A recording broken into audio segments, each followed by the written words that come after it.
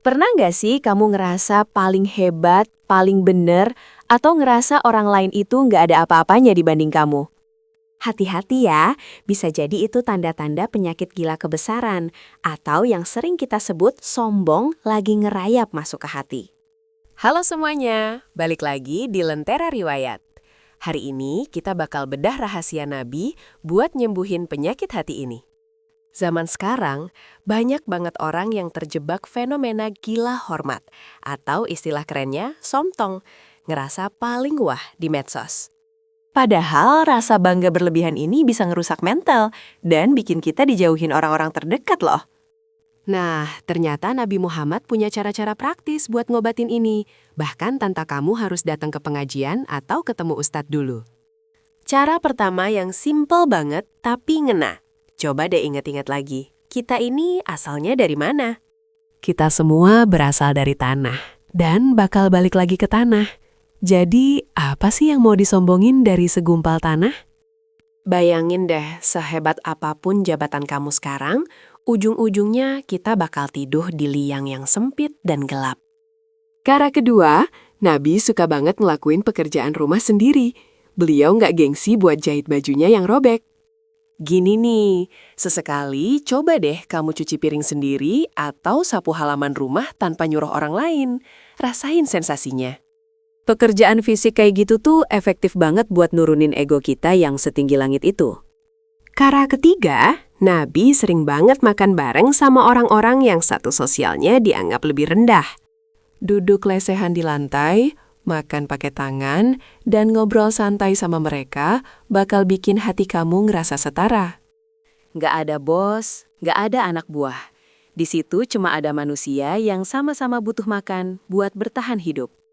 Cara keempat, coba deh sesekali pakai baju yang biasa aja, yang nggak bermerek atau pamer kemewahan.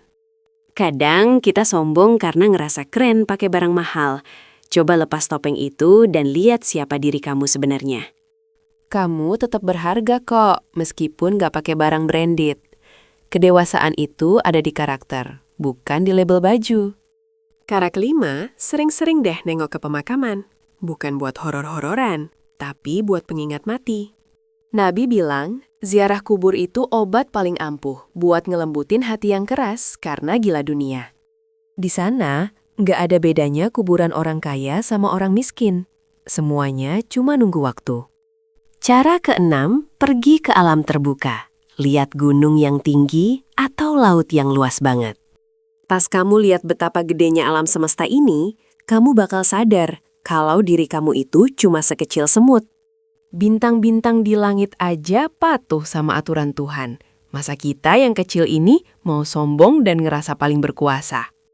Cara terakhir, Nabi selalu berdoa minta dijauhin dari sifat sombong dan minta dikasih hati yang miskin, maksudnya rendah hati. Karena kita manusia lemah, kita butuh bantuan Tuhan buat ngejaga hati kita biar tetap membumi. Jadi dari 7 cara tadi, mana nih yang kira-kira paling susah buat kamu lakuin sekarang?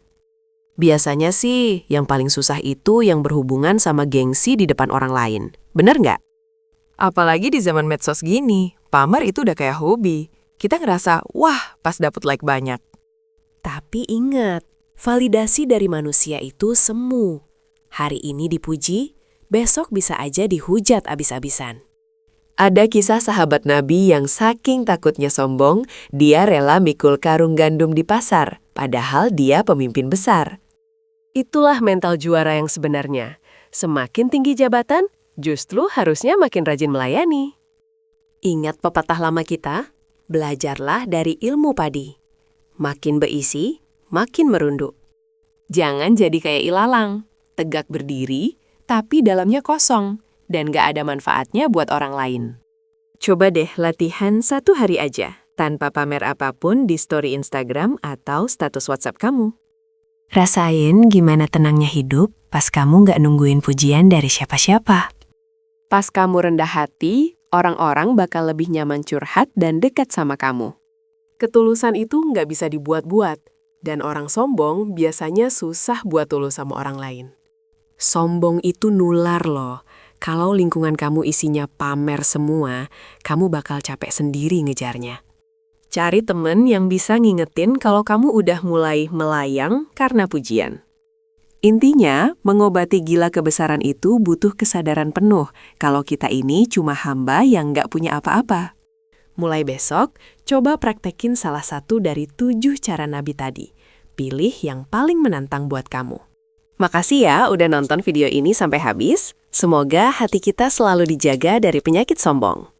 Kalau menurut kamu video ini bermanfaat, jangan lupa klik like, share, dan subscribe Lentera Riwayat ya.